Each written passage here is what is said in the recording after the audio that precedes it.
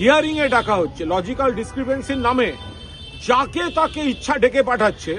এখন পরিষ্কার যেটা আমাদের দাবি ছিল, নেত্রীর দাবি ছিল যে এই লজিক্যাল ডিসক্রিপেন্সির নামে ডেকে পাঠানো যাবে না, বা এদের পুরো নামটা প্রকাশ করতে হবে, তালিকা প্রকাশ করতে হবে। আজকে বিজেপি ওকে ডাকতে বলছে, কালকে ওকে ডাকতে বলছে, এই জিনিসগুলো চলবে না।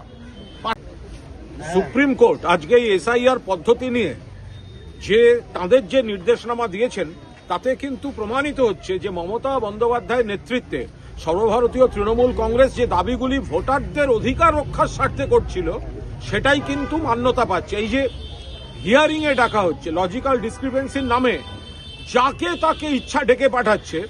এখন পরিষ্কার যেটা আমাদের দাবি ছিল, নেত্রীর দাবি ছিল যে এই লজিক্যাল ডিসক্রিপেন্সির নামে ডেকে পাঠানো যাবে না, বা এদের পুরো নামটা প্রকাশ করতে হবে, তালিকা প্রকাশ করতে হবে। আজকে বিজেপি ওকে ডাকতে বলছে, কালকে ওকে ডাকতে বলছে, এই জিনিসগুলো চলবে না।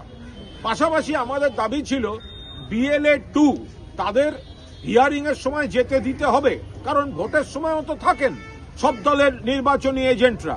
তাহলে সব দলের BLA 2 কেন যাবেন না? তারা তো BLOর সঙ্গে থাকছেন, তাহলে হিয়ারিং এ যাবেন না কেন? এটা নির্বাচন কমিশন বিজেপির চাপে রাজি হচ্ছিল না।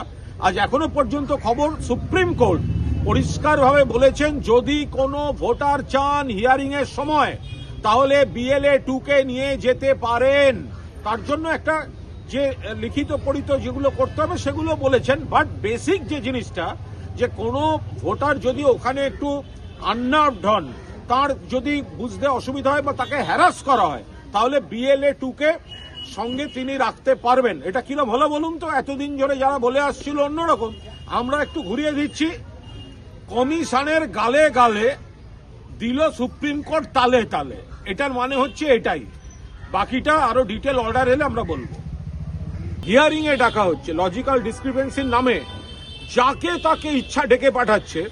এখন পরিষ্কার যেটা আমাদের দাবি ছিল, নেত্রীর দাবি ছিল যে এই লজিক্যাল ডিসক্রিপেন্সির নামে ডেকে পাঠানো যাবে না, বা এদের পুরো নামটা প্রকাশ করতে হবে, তালিকা প্রকাশ করতে হবে। আজকে বিজেপি ওকে ডাকতে বলছে, কালকে ওকে ডাকতে বলছে, এই জিনিসগুলো চলবে না।